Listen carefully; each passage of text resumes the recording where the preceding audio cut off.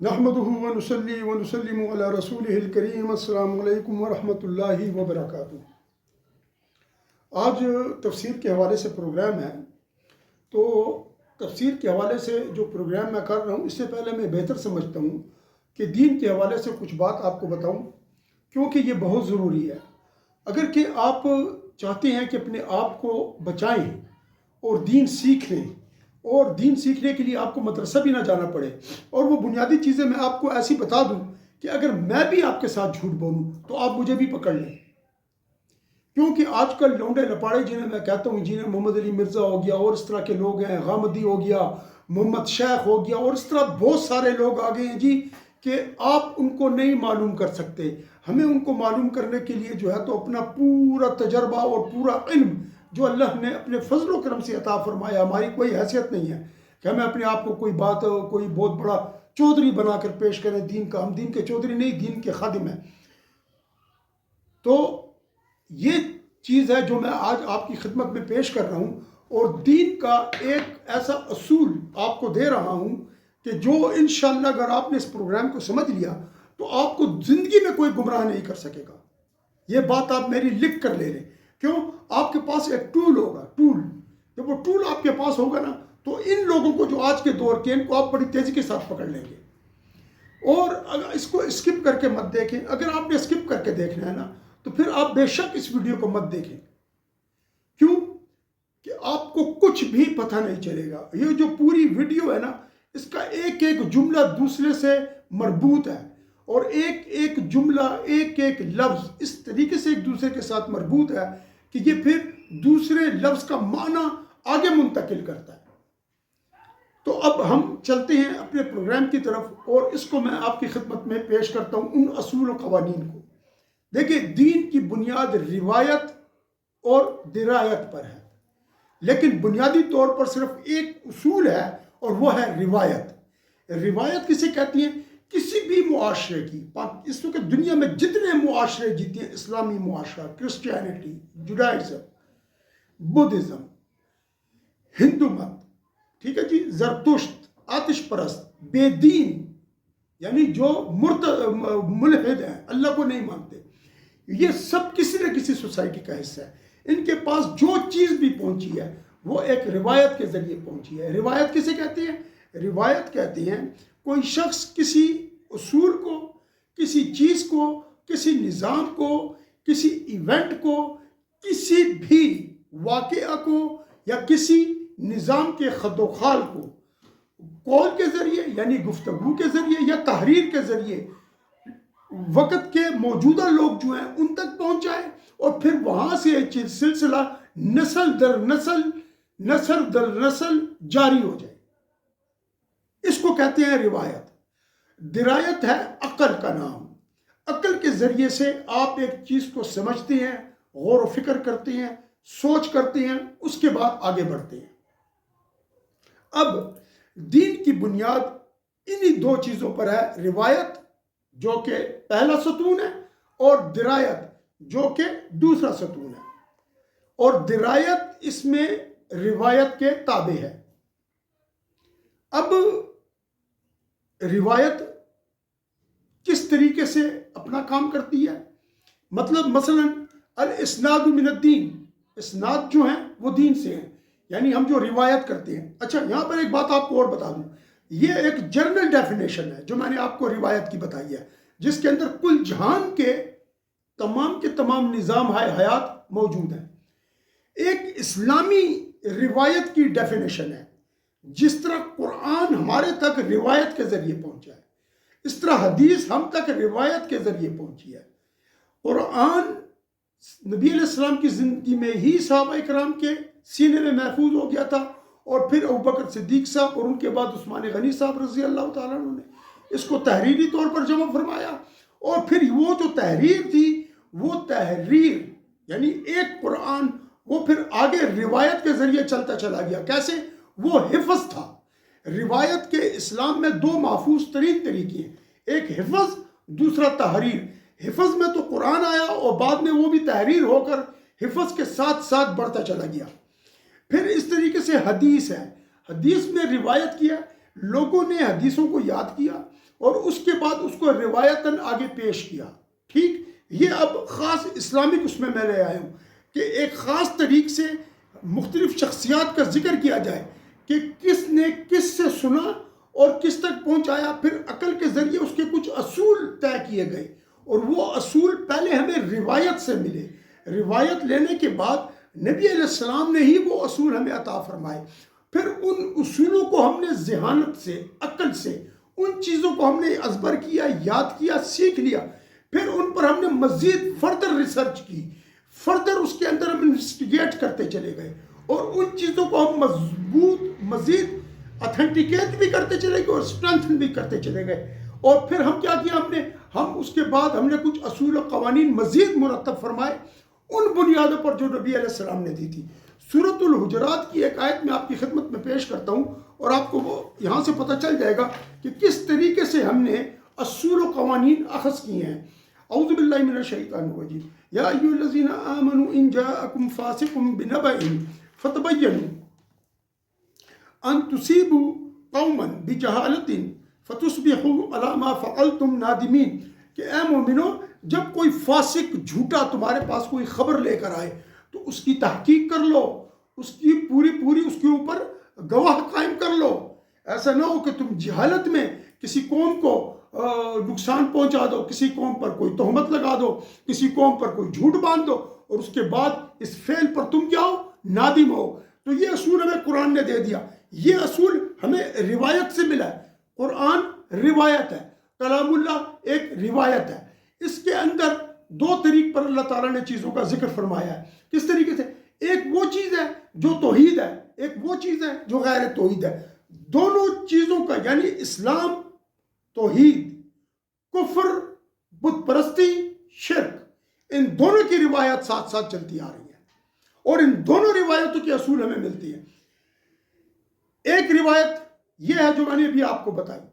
یہ کون سی روایت ہے؟ یہ وہ روایت ہے جس پر ہم کلام اللہ جو کہ روایت کے ذریعے آ رہا ہے اس سے ہم نے یہ دلیل لی، اس کے اوپر ہم نے اصول قائم کیے. اصول کیا قائم کیے؟ اب حدیث شریف سے ہم اس چیز کو دیکھتے ہیں. مقدمہ مسلم ہے، مسلم شریف کا مقدمہ ہے. حضرت محمد بن سیرین رحمۃ اللہ تعالیٰ علیہ فرماتے ہیں، یہ اس کا میں مفہوم پیش کر رہا ہوں، کہ پہلے ہم ہر ایک شخص سے حدیث سن لیا کرتے تھے، ہر ایک شخص سے بات لے لیا کرتے تھے دین کی. پھر اس طرح ہوا کہ بدعتی داخل ہو گئے، خوارج آ گئے، پھر اس کے اندر یہودی آئے، انہوں نے جھوٹی حدیثیں گھڑیں اور وہ ہماری جو دین ہے اس کے اندر داخل کرنا شروع کر دی. تو پھر کیا ہوا؟ پھر انہوں نے چونکہ روایت جس طریقے پر ان کو پہنچ رہی تھی نا، اس وقت تو اصول اس کے مطابق تھے جو میں نے بھی آیت آپ کو پڑھی. پھر روایت بدلنا شروع ہوئی، روایت میں گھپلے شروع کرنے دیے لوگوں نے، جھوٹی حدیثیں بنائیں، جھوٹ بولنے شروع کیے. تو پھر محمد بن سیرین فرماتے ہیں کہ پھر ہم نے کیا کیا؟ پھر ہم نے ایک فیصلہ کر لیا کہ اب ہر ایک کی حدیث ہم نہیں لیں گے. اب ہم پہلے ان کو چیک کریں گے. کس پر؟ ہم ان کو روایت پر پیش کریں گے.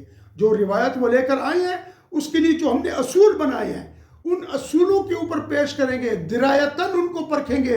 نبی علیہ السلام نے فرمایا کہ جس طرح بھی یہ میں نے آپ کو یہ بات بتائی، یہ قرآن مجید سورۃ الحجرات کی، جھوٹا نہ ہو، جھوٹ نہ بولتا ہو، گھڑ کے کوئی بات نہ بیان کرتا ہو. تو انہوں نے پرکھنے کا کام کیا. جب کوئی آیا تو پھر اس کو کس پر پیش کیا؟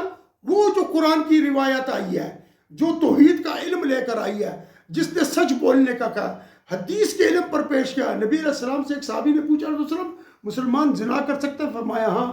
فرمایا مسلمان جو ہے تو حرام کھا سکتا ہے؟ فرمایا ہاں. مسلمان جو ہے چوری کر سکتا ہے؟ فرمایا ہاں.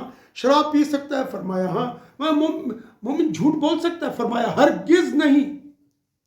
تو ہم نے اس روایت کو، یہ روایت ہے نا، ہم نے اس روایت پر عقل کو استعمال کیا اور اس سے جو اصول لیے تھے ان لوگوں کو پیش کیا.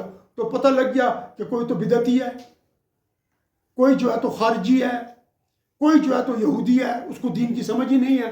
ہم نے اٹھا کر اس روایت کو جھٹک دیا اور روایت کو خالص کر لیا درایت کے ذریعے سے. یہ کون سی درایت ہے؟ یہ وہ درایت ہے جو روایت کے اصول پر قائم ہے. یعنی درایت کے ذریعے ہم نے روایت کا اصول مقرر نہیں کیا، بلکہ روایت کے ذریعے ہی سے ہم نے اصول بنائے اور ان اصولوں کو پھر درایت کے ذریعے سے ہم نے یاد کیا، اور پھر اس عقل کے ذریعے سے ہم نے اس کے اندر مزید تحقیقات کرتے چلے گئے۔ کس کے ذریعے سے؟ روایت کے ذریعے سے، یعنی قرآن کو پڑھ کر وہاں سے ہم نے علم حاصل کرنا شروع کیا، اور قرآن ہی کے ذریعے سے اور حدیث کے ذریعے سے اس روایت کی ہم حفاظت بھی کرتے رہے، اور اسی روایت سے اصول بیان کرتے ہوئے آگے چلتے رہے۔ اب دیکھیے قرآن کیسے روایت بنا رہا ہے، کیونکہ میں نے آپ سے کہا نا کہ قرآن بھی روایت کے ذریعے ہم تک پہنچے جس طرح حدیث پہنچی ہے۔ اللہ تعالیٰ سورۃ الفاتحہ میں ارشاد فرماتے ہیں، صراط الذین انعمت علیہم، ان لوگوں کا راستہ عطا فرما ہمارے رب جس پر آپ نے انعام کیا۔ اب انعام کن لوگوں پر کیا؟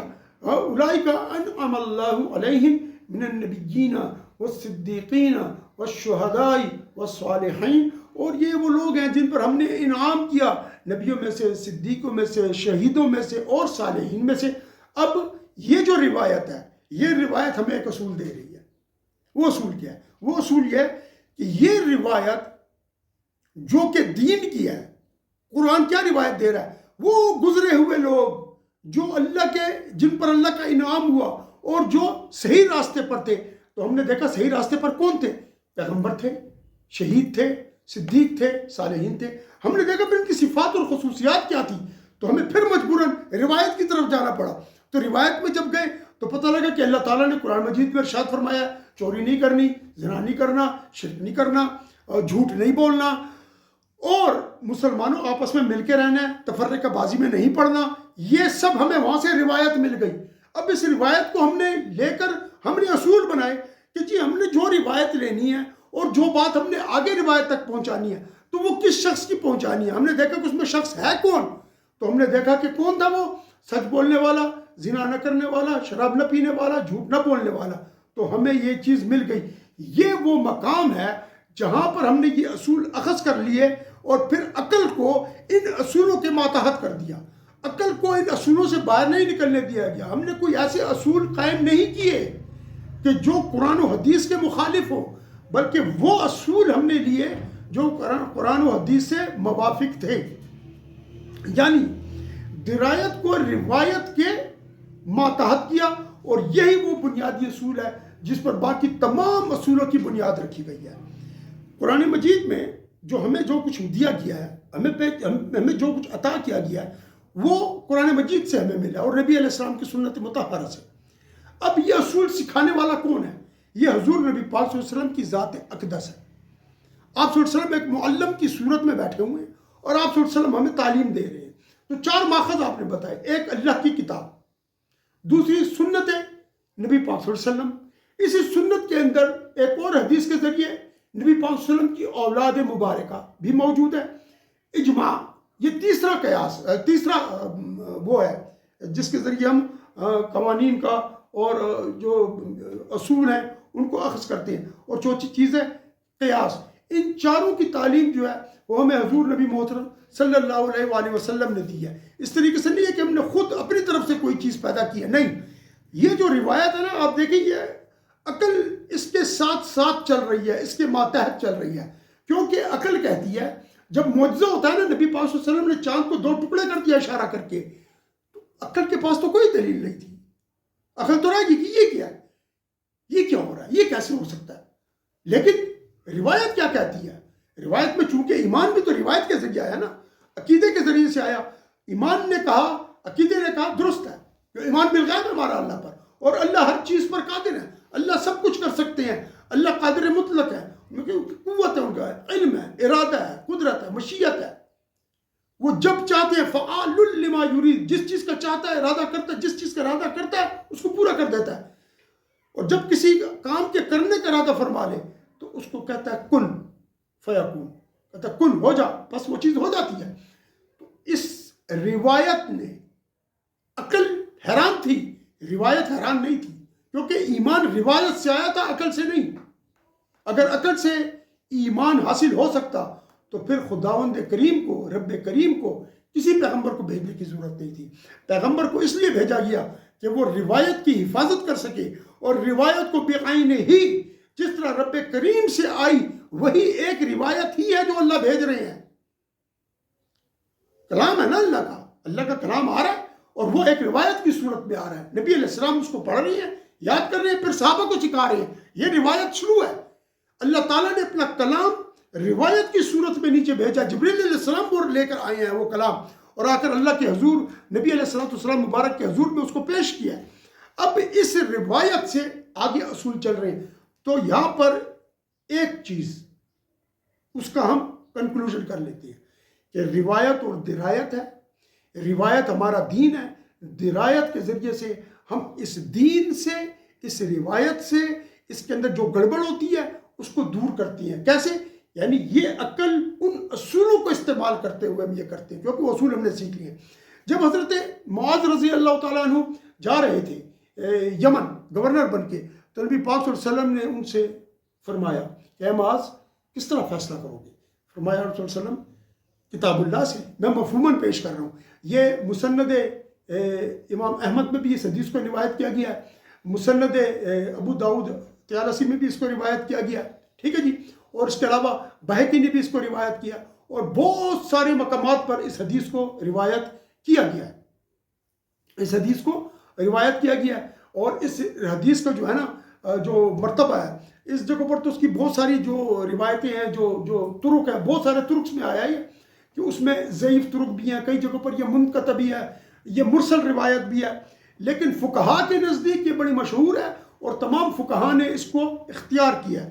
وجہ یہ ہے کہ جو اہل حدیث ہیں، یعنی وہ بخاری صاحب اور مسلم صاحب، ان کے جو اصول ہیں وہ فقہا کے اصول سے تھوڑے مختلف ہیں. چنانچہ آپ نے فرمایا کہ قرآن سے، فرمایا اگر اس میں نہ پایا، فرمایا پھر حدیث سے، آپ کی سنت سے، فرمایا اگر اس میں بھی نہ ملا، فرمایا پھر اپنے عقل سے، اپنی اجتہاد سے کوشش کروں گا، اور اس میں کوئی کمی نہیں رہنے دوں گا. اجتہاد سے کوشش کروں گا اور اس طریقے سے میں اس چیز کو آگے بڑھاؤں گا. تو نبی پاک صلی اللہ علیہ وسلم نے آپ رضی اللہ تعالیٰ عنہ کے سینے پر تھپکی دی ہاتھ سے، اور فرمایا کہ شکر ہے اللہ کا جس نے اس اللہ کا شکر ہے جس نے اپنے رسول کو حکمت دی اور اس کو دین کے علم سے نوازا. یہ اس کا مفہوم ہے. الفاظ اور ہیں اس کے. ٹھیک ہے نا جی. تو اس میں جو الفاظ ہوئے کہ فقال فضرب رسول اللہ صلی اللہ علیہ وسلم صدری ثم قال الحمد للہ الذی وفق رسول اللہ لما یرضى رسول اللہ. یعنی آپ صلی اللہ علیہ وسلم نے معاذ رضی اللہ عنہ کے سینے پر ہاتھ مارا. اس کے بعد فرمایا کہ اللہ کا شکر ہے جس نے اپنے رسول کو یعنی اپنے پیغمبر کے قاصد کو وہ توفیق دیا دین کی کہ جس سے اس کے اللہ کا رسول راضی ہو گیا ہے، یعنی اللہ کے رسول کو اس سے راضی کر دیا. تو یہ کیا چیز ہے جی؟ یہ وہ روایت ہے، یعنی قرآن و حدیث وہ روایت ہے، اور اس روایت میں جو اصول ہیں ان کی بنیاد پر عقل استعمال کر کے اجتہاد کرنا ہے. ٹھیک، یہ لے کر وہ گئے. اب مطلب یہ ہے کہ روایت کے جو مقرر کردہ اصول ہیں، درایت ان کو عمل میں لاتی ہے، ورنہ عقل خود بذات خود ناقص ہے. اب ہم دوسرے مرتبہ میں داخل ہوتے ہیں. عقل چونکہ خود بھی ناقص ہے، ایک کمزور چیز ہے، ایک حد تک تو خود رہنمائی کرتی ہے، سوچ بھی لیتی ہے، ایک جگہ پر جا کر بند ہو جاتی ہے. حدیث شریف میں آتا ہے، نبی پاک صلی اللہ علیہ وسلم نے فرمایا کہ شیطان تمہارے پاس آ کر کہے گا تمہیں کس نے بنایا؟ تم کہو گے اللہ نے. پھر کہے درخت سے بنایا؟ تم کہو گے اللہ نے. یہ کائنات کس نے بنائی؟ آپ کہیں گے کہ اللہ نے. آخر میں آپ سے کہے گا اللہ کو کس نے بنایا؟ تو یہاں پر آپ ایک دم بریک لگ جائے گی نا، عقل ختم ہو گئی. تو نبی نے فرمایا کہ تم اس وقت کو آمنت باللہ و رسولہ، میں اللہ پر ایمان لایا، اس کے رسولوں پر ایمان لایا. کیوں؟ روایت کو میں لے رہا ہوں. یہاں پر مطلب یہ آمنت باللہ و رسولہ، روایت کو اختیار کرو، عقل کو چھوڑ دو. یہاں پر عقل کام نہیں کرے گی.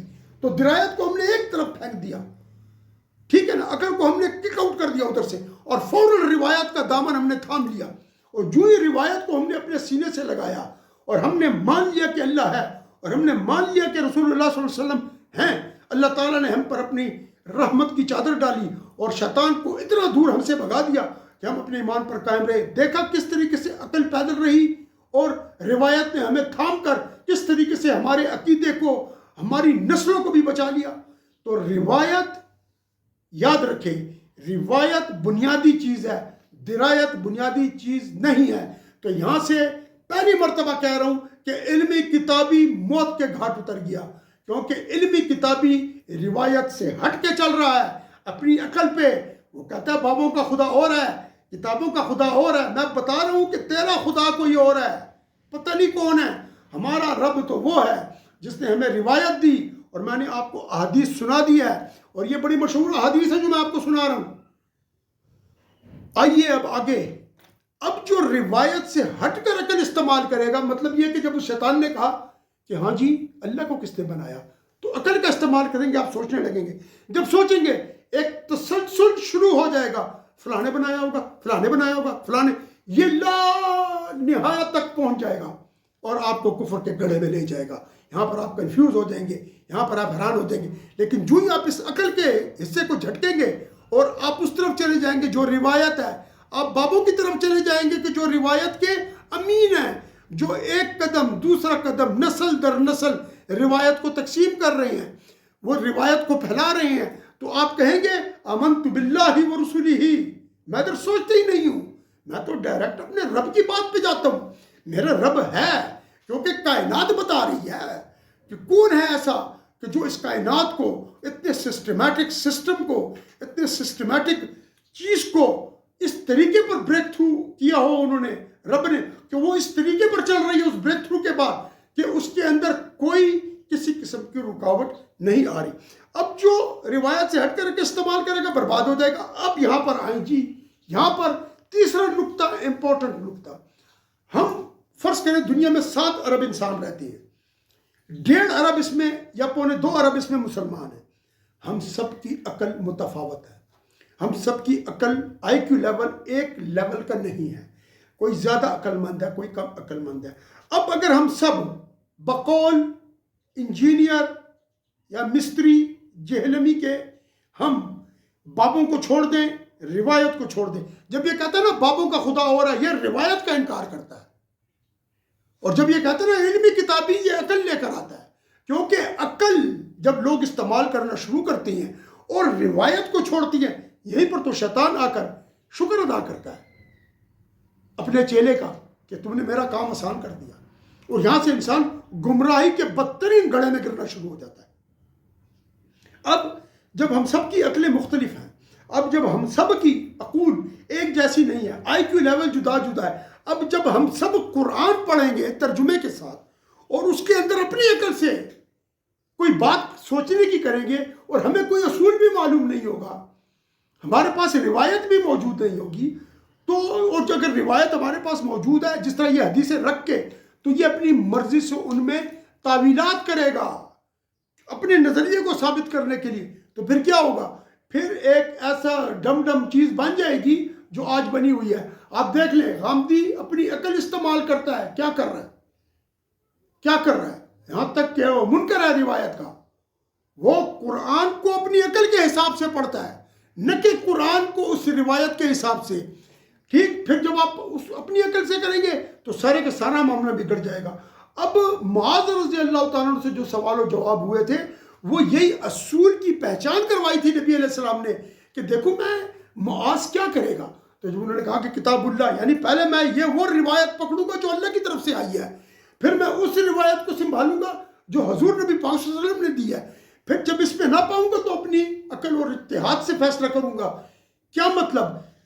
ان اصولوں پر جو 2 بنیادی ماخذ سنت رسول صلی اللہ علیہ وسلم اور رب کریم کے کلام کتاب اللہ نے مجھے دی ہے، میں ان اصولوں کو سامنے رکھ کر ان کے اوپر اجتہاد اور قیاس کروں گا اور ان اصولوں سے باہر نہیں نکلوں گا۔ تو پھر کیا ہوگا جی؟ پھر یہ چیز ایک صحیح نہج پر جائے گی، اور جب ان اصولوں کے اوپر سب عمل کریں گے تو کم و بیش ایک ہی قسم کا رزلٹ آئے گا۔ مثلا اصول کیا ہے؟ جب شیطان تمہیں گمراہ کرنے لگے اور شیطان اب تمہیں تخلیق کے ذریعے سے، تخلیق کے سوالات سے اللہ کی تخلیق تک لے جائے کہ اس کو کس نے بنایا، تو اصول کیا ہے؟ اصول یہ دیا آمنت باللہ ورسولہ، بات ختم۔ جب ہم سب یہی کریں گے تو 7 کے 7 لاکھ لوگ، عرب لوگ بچ جائیں گے، اور اگر ہم یہ نہیں کریں گے، کچھ لوگ کریں گے تو وہ بچ گئے، جو اس طرح نہیں کریں گے وہ بھٹک گئے۔ اب جب بات آتی ہے نا اس روایت کو چھوڑنے کی، وہاں پر بات کی جاتی ہے اپنے اصولوں کی۔ کیوں ایسا ہوتا ہے؟ اس لیے اللہ تعالیٰ کا ایک اور ارشاد پہلے آپ کی خدمت میں پیش کر دوں. نبی محترم صلی اللہ علیہ وسلم کا ایک اور اصول آتا ہے، وما اتاکم الرسول فخذوہ وما نہاکم عنہ فانتہوا. اسی آیت کریمہ کے اوپر ابن ماجہ میں حدیث بھی موجود ہے، ابن ماجہ نے روایت کی ہے، وہ حدیث شریف موجود ہے اس میں، اسی آیت پر، یعنی کہ جو تمہیں نبی پاک صلی اللہ علیہ وسلم دے اسے لے لو، جس سے تمہیں باز رکھے اس سے باز رہو. اب نبی پاک صلی اللہ علیہ وسلم نے آپ کو ایک اصول تو دے دیا تخلیق کا کہ ہمیں اللہ نے پیدا کیا، اللہ کو کسی نے بھی نہیں. اللہ واجب الوجود ہے، واجب الوجوب ہے، واجب الوجود ہے، وہ کسی سے کوئی بھی ان کو پیدا نہیں کر سکتا، وہ خود سے ہے. اور باقی جب ایسی بات ہے تو آمنت باللہ و رسولی. اب یہاں پر نبی علیہ السلام نے ہمیں حلال و حرام کے اصول مہیا فرمائے ہیں. اسی طریقے سے اللہ تعالیٰ نے فرمایا فَاعْتَبِرُوا يَا أُولِي الْأَبْصَارِ، تو غور و فکر کرو، قیاس کرو، اس چیز کا اعتبار کرو جو ماضیہ میں چیزیں گزر چکی ہیں. اے عقل کے مالکو، یعنی اے عقل مند لوگوں، جو ماضی میں مختلف امتوں کے ساتھ جو کچھ گزر چکا ہے ان کے اوپر تھوڑی سی توجہ دو، اور پھر جو ہے نا تو کیا کرو، پھر اس چیز کو لے کر آگے بڑھو. اب اللہ تعالیٰ آدم علیہ السلام سے لے کر نبی علیہ السلام تک جتنے بھی امور ہوئے ہیں وہ سب کے سب اللہ نے بیان فرمایا قرآن میں، اور یہ جو بیان فرمایا یہی تو روایت ہے. اور عقل کو اس روایت کے ماتحت کیا کہ جو میں کہہ رہا ہوں اس کو کرو، جو میں کہہ رہا ہوں اس کو کرو. تو اللہ تعالیٰ نے آپ کو بتا دیا، نبی پاک صلی اللہ علیہ وسلم نے بھی بتا دیا کہ مومن جھوٹ نہیں بول سکتا، سب کچھ کر سکتا ہے. یہ ایک اصول ہے کہ ہم جس سے مومن کی پہچان کریں گے، کیونکہ مومن میں یہ کوتاہیاں تو ہو سکتی ہیں، جھوٹ کی کوتاہی نہیں ہو سکتی. یہی وجہ ہے کہ نبی علیہ السلام کی پوری تبلیغ، پوری آپ صلی اللہ علیہ وسلم کی نبوت کا جو مقصد تھا اور جو اس کا جو غایت تھی اصلی، وہ نبی پاک صلی اللہ علیہ وسلم کی صداقت اور امانت پر رب نے قائم کی تھی. آپ صلی اللہ علیہ وسلم جب گفتگو فرماتے کوئی آپ کو جھوٹا کہنے کی جرات نہیں کرتا تھا. اسی طریقے سے اب علمی کتابی کوئی نہیں ہے، بلکہ یہاں تو اور نہ ہی کوئی ترجمہ پڑھنا ہے، بلکہ یہاں پر دین سیکھنا اور اس کی حفاظت روایت کے ساتھ ہو رہی ہے. روایت کے ساتھ کیسے؟ دیکھیں، اگر کہ صحابہ کرام کے دور ہی سے روایت ختم ہو جاتی اور لوگ اپنے اپنے طریقوں پر علمی کتابی بن جاتے اور ترجمے کرنا شروع کر دیتے، اور ان ترجموں کو جو ہے تو وہ فارسی بھی لے جاتے اور رومی بھی لے جاتے اپنی اپنی زبان میں ترجمہ کر کے، تو وہ کیا سیکھتے؟ خاک. روایت ٹوٹ جاتی، ہر شخص اپنی مرضی سے کرتا، اور پھر کیا ہوتا؟ پھر سب کچھ تباہ و برباد ہو جاتا اور فرقے شروع ہو جاتے. اور یہی وجہ ہے کہ جب یہ روایت ٹوٹی، یعنی لوگوں نے روایت کو چھوڑ کے درایت پر آئے، عقل پر آئے، تو وہاں پر خوارج پیدا ہوئے، وہاں پر معتزلہ پیدا ہوئے، وہاں پر قدریہ پیدا ہوئے، وہاں پر مرجیہ پیدا ہوئے، وہاں پر کون کون پیدا نہیں ہوا. اب دیکھیں، 14 سال کی روایت کو مضبوطی سے تھامنے کا مطلب یہ ہے کہ روایت بابوں سے آئی ہے. بابے جن کو یہ بابے کہتا ہے نا، وہ بہت عظیم لوگ تھے، میں ان کو بابا نہیں کہہ سکتا، یہ تو بابا توہین کے طور پہ استعمال کرتا ہے. امام اعظم ابو حنیفہ، بلکہ اوپر چلے جائیں، صحابہ اکرام، عبداللہ ابن مسعود، معاذ بن جبل، حضرت عبداللہ بن عمر، حضرت عبداللہ ابن عباس رضی اللہ تعالی عنہم اجمعین، حضرت عبداللہ ابن زبیر. پھر اس کے بعد آپ آ جائیں، عبداللہ بن مسعود کے شاگرد ہیں ابراہیم نخعی، علقمہ، حماد. پھر ان سے جو ہے تو حضور ہمارے امام اعظم امام ابو حنیفہ رحمۃ اللہ تعالیٰ علیہ. اب چیز کیا ہے کہ نبی پاک صلی اللہ علیہ وسلم نے قرآن کے ذریعے سے ہمیں کیا سکھایا؟ قرآن کے ذریعے سے ہمیں وہ اصول سکھائے. اور یاد رکھیں، قرآن میں 2 طریقے سے روایت چلتی ہے. ایک روایت ہے فروعات میں، ایک روایت ہے اصول میں. اصول کی جو روایت ہے اس میں نہ تو تجدد ہے، نہ اس کے اندر ارتقاء ہے، وہ ہے فطرت توحید.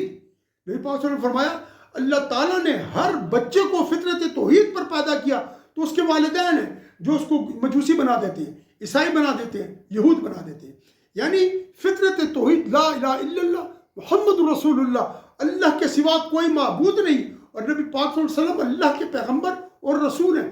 یہ روایت نہیں بدلتی. یہ روایت آدم علیہ السلام کے دور میں بھی ویسے ہی تھی. جب آدم علیہ السلام نہیں تھے بنے، ابھی مٹی اور پانی کے بیچ میں تھے، اور نبی علیہ السلام نبی تھے، محمد رسول اللہ صلی اللہ علیہ وسلم نبی تھے، تب بھی لا الہ الا اللہ کی روایت موجود تھی. لا الہ الا اللہ کی روایت موجود تھی، یعنی اللہ کے سوا کوئی معبود نہیں، توحید موجود تھی. یہی توحید اللہ تعالیٰ نے روایت کے ذریعے آگے بھیجی، آدم علیہ السلام سے نبی علیہ السلام تک آئی، اس میں کوئی تبدیلی نہیں آئی.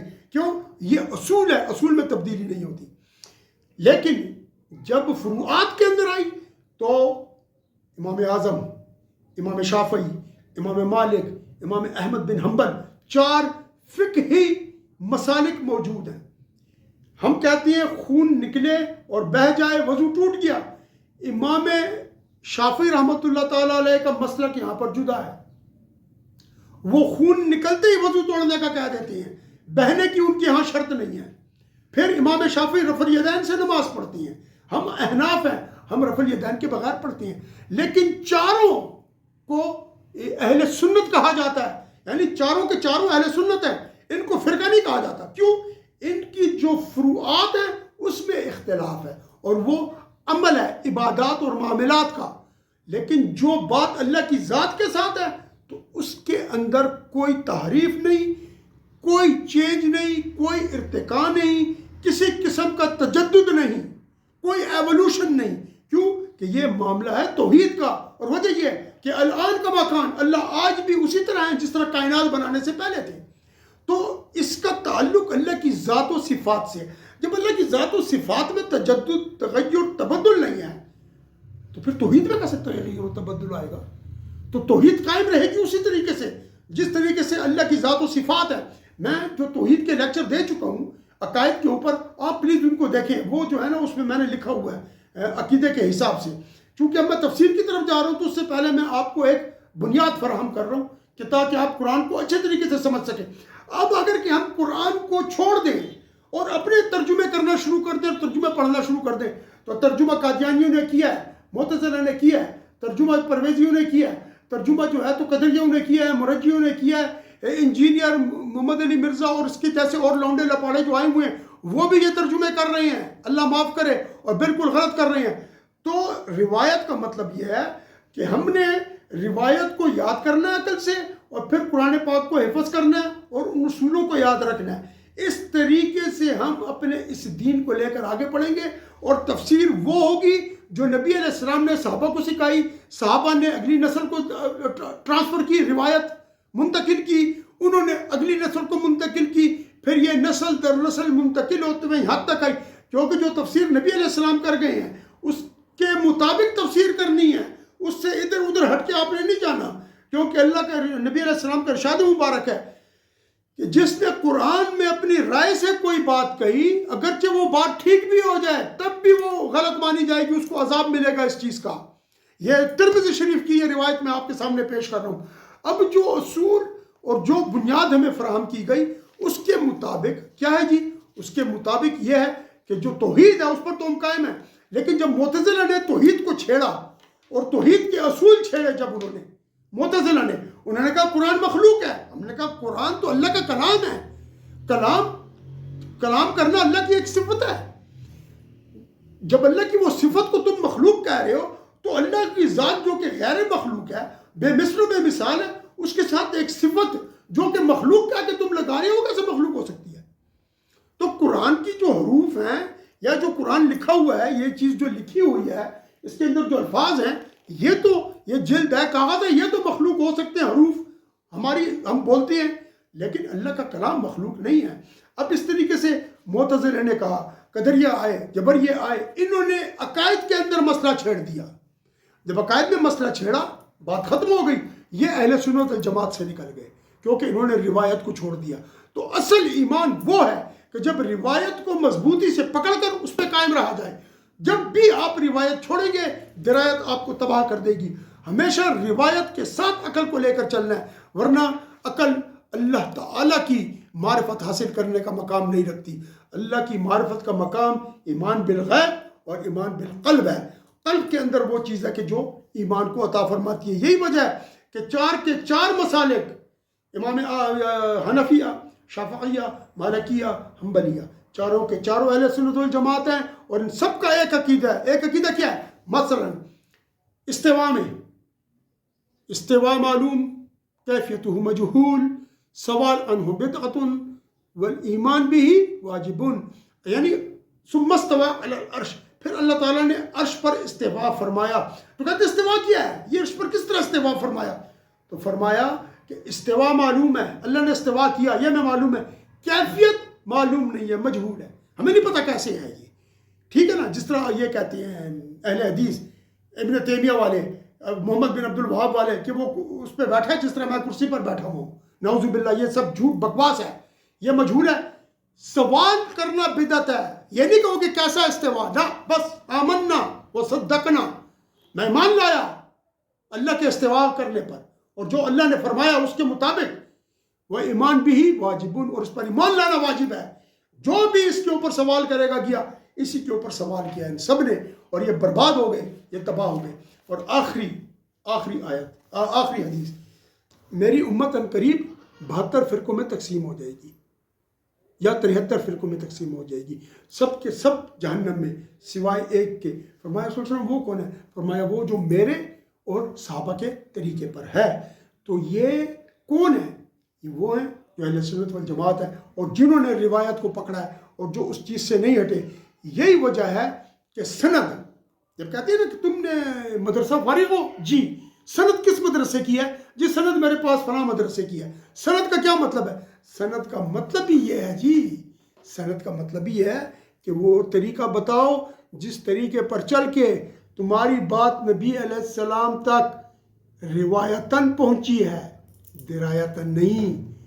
کتنے کتنے بابے رحمت اللہ تعالیٰ علیہ بیچ میں ہیں، کن کن بابوں سے علم حاصل کیا ہے، اور ان بابے کا تعلق جا کے مل رہا ہے کہ نہیں؟ جی ہاں، جب سند میں دی جاتی ہے اس میں ہمیں حدیث کی سند بھی دی جاتی ہے کہ یہاں سے میرا استاد، میرے استاد کا استاد، اس کا استاد، یہاں تک کہ وہ ہمارا جو آخری استاد ہے ادھر عبداللہ بن مسعود رضی اللہ عنہ، نبی علیہ السلام سے ملتے ہیں. یہ انجینئر کے پاس ہے ایسی کوئی سند؟ اللہ تعالیٰ ہمیں اور آپ کو دین کو سمجھنے کی توفیق عطا فرمائے اور ان گمراہ کن فرقوں سے بچائے. اس پروگرام کو اچھے طریقے سے دیکھیے، اچھے طریقے سے سیکھیے. میں اپنا جو ہے تو ای میل ایڈریس دے رہا ہوں، اس کے اوپر آپ سوال بھی کر سکتے ہیں، انشاءاللہ آپ کو جواب ملے گا. لیکن ان گمراہ کن فرقوں سے دور ہو جائیں، اسپیشلی انجینئر محمد علی مرزا، کیونکہ ترجمہ کسی کو کچھ نہیں سکھا سکتا، گمراہ کر دے گا جو بھی ترجمہ کر دے، اور انگریز ترجمہ کر دے آپ کو بگاڑ، جس طرح یہودیوں نے کیا ہوا ہے. میں انشاءاللہ کسی وقت اس پر بات کروں گا. چینل سبسکرائب کر لیں، بیل آئیکن کو بھی پریس کر دیں. وآخر دعوانا ان الحمدللہ رب العالمین وصلی اللہ تعالی علی خیر خلقہ ونور عرشہ محمد وعلی آلہ وصحبہ اجمعین برحمتک یا ارحم الراحمین.